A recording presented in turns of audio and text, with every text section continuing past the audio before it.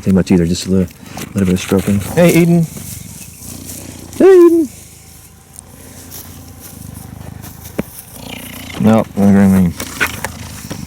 Instead. Oh, that hurts. I'm not gonna be able to take much of this.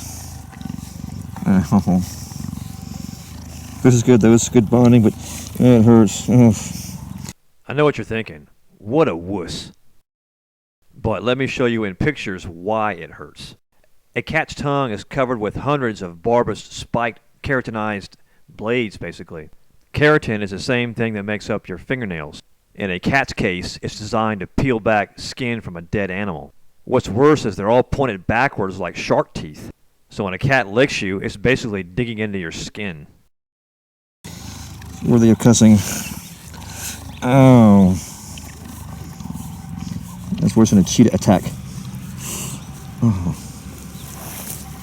Good girl, Eden. Good girl. Oh.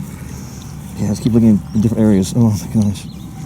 It's absolutely like sandpaper with knives attached to it. Tiny knives. Oh. So this is very good. I want her bonding with me because we're going to be staying together tonight. Oh, that hurts. I bet you stop thinking of my hand.